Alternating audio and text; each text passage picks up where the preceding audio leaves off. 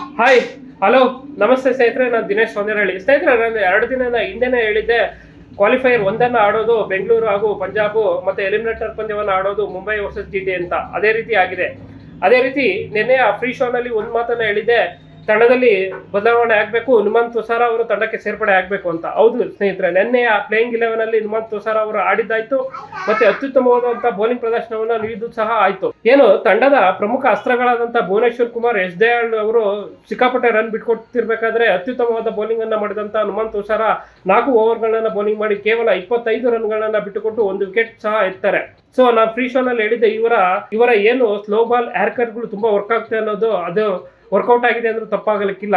So ಇವರು ನಾನು ಮೊದಲೇ ಹೇಳ್ದಂಗೆ ಇವರು ಬುಡ ಹೊಡೋದ್ರಲ್ಲಿ ತುಂಬಾ ಫೇಮಸ್. ನಿನ್ನೆಯ ಮೊದಲ ವಿಕೆಟ್ ಪತನವಾಗಿದ್ದು ಕೂಡ ಅದೇ ರೀತಿ ಲೋ ಫುಲ್ ಟಾಸ್ ಅನ್ನು ಹಾಕಿ ಆಫ್ ಸ್ಟೆಂಪ್ ನ ಬುಡವನ್ನ ಎಗರಿಸಿದಂತ ಹನುಮಂತ್ ತುಷಾರ LSG ರನ್ ಕಡಿವಾಣಕ್ಕೆ ತುಂಬಾನೇ ಕಡಿವಾಣ ಹಾಕಿದ್ರು ಅಂದ್ರೂ ತಪ್ಪಿಲ್ಲ. ಇಲ್ಲಾಂದ್ರೆ ಇನ್ನಷ್ಟು ರನ್ಗಳನ್ನ ನಾವು RCB ಬೌಲರ್ಸ್ಗಳು ಬಿಟ್ಟು ಕೊಡ್ತಿದ್ರು ಅಂದ್ರೂ ತಪ್ಪಾಗ್ಲಿಕ್ಕಿಲ್ಲ ಸ್ನೇಹಿತರೆ. ನಿನ್ನೆ ಪಂದ್ಯದ ವಿಶ್ಲೇಷಣೆಯನ್ನ ಸುಮಾರು ಜನ ಮಾಡಿದ್ದಾರೆ, ನಾನು ಆ ಕೆಲಸವನ್ನು ಮಾಡಕ್ ಹೋಗಿಲ್ಲ ಸ್ನೇಹಿತರೆ. ಇನ್ನು ಮುಂಬರುವಂತಹ ಪ್ಲೇ ಆಫ್ ಪಂದ್ಯದ ಬಗ್ಗೆ ನಾನು ಮಾತಾಡೋದಕ್ಕೆ ಇಷ್ಟಪಡ್ತೀನಿ. ಅದರಲ್ಲೂ ಕೂಡ ನಾನು ಪ್ಲೇಯಿಂಗ್ 11 ಅಲ್ಲಿ ನಾನು ಹನುಮಂತ್ ತುಷಾರ ಅವರನ್ನ ನೋಡೋದಕ್ಕೆ ಇಷ್ಟಪಡ್ತೀನಿ. ಹಾಗಾದ್ರೆ ಹನುಮಂತ್ ತುಷಾರ ಅವರನ್ನ ನೀನು ಆಡ್ಸೋದಾದ್ರೆ ಯಾರನ್ನ ಕುಂಡ್ರಿಸ್ತೀಯ ಅನ್ನೋದಾದ್ರೆ, ಖಂಡಿತವಾಗಿ ಸ್ನೇಹಿತರೆ, ಇನ್ನು ಟೀಮ್ ಡೇವಿಡ್ ಬಗ್ಗೆ ಯಾವುದೇ ರೀತಿಯಾದಂಥ ಅಧಿಕೃತ ಅಪ್ಡೇಟ್ ಕೂಡ ಇದುವರೆಗೂ ಬಂದಿಲ್ಲ. ಅವ್ರು ಆಡ್ತಾರಾ ಇಲ್ವಾ ಅನ್ನೋದು ಕೂಡ ಇದುವರೆಗೂ ಯಕ್ಷ ಪ್ರಶ್ನೆಯಾಗಿ ಉಳಿದಿದೆ. ಸೊ ಅವರ ಜಾಗದಲ್ಲಿ ನಾನು ಹನುಮಂತ್ ತುಷಾರ ಅವ್ರನ್ನ ಕರೆತರ್ತಾ ಇದ್ದೀನಿ. ಫಿಲ್ಸಾಲ್ಟ್ ಹಾಗೆ ರುಮಾರಿಯ ಶಫಾರ್ಡ್ ಅವರನ್ನ ಬ್ಯಾಟಿಂಗ್ ವಿಭಾಗದಲ್ಲಿ ನೋಡೋದಕ್ಕೆ ಇಷ್ಟಪಟ್ಟರೆ, ಬೌಲಿಂಗ್ ವಿಭಾಗದಲ್ಲಿ ನಾನು ಜಾರ್ಜ್ ಹೆಜಲ್ವುಡ್ ಹಾಗೆ ಹನುಮಂತ್ ತುಷಾರ ಅವರನ್ನ ನೋಡೋದಕ್ಕೆ ಇಷ್ಟಪಡ್ತೀನಿ.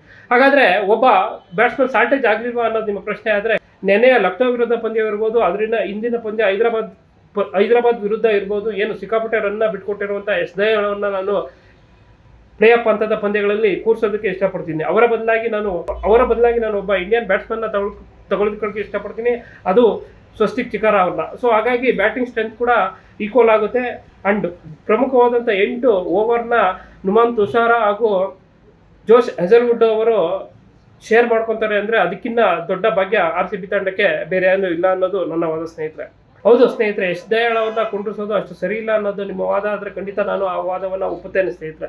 ಎಸ್ ದಯಾಳ್ ಅಂತ ಆಟಗಾರನ ನಾವು ಡಗೌಟಲ್ಲಿ ಕುಂಡ್ರಿಸೋದು ನ್ಯಾಯಸಮ್ಮತವಲ್ಲ ಅನ್ನೋದು ನನಗೆ ಗೊತ್ತಿದೆ. ಆದರೆ ಇಂದಿನ ಪ್ರಮುಖವಾದಂಥ ಪಂದ್ಯ ಆದರೆ ನಮಗೆ ಈ ಬಾರಿಯ ಕಪ್ ಗೆಲ್ಲೋದು ಭಾಳ ಇಂಪಾರ್ಟೆಂಟ್ ಆಗಿದೆ. ಸೊ ಹಾಗಾಗಿ ನಾವು ತಂಡವಾಗಿ ಆಟ ಆಡಬೇಕಾಗಿದೆ ಹೊರತು ಯಾವುದೇ ಇಂಡಿವಿಜುವಲ್ ಆಗಿ ಆಟ ಆಡುವುದು ಇಲ್ಲಿ ಸರಿಯಾದಂಥ ಕ್ರಮವಲ್ಲ.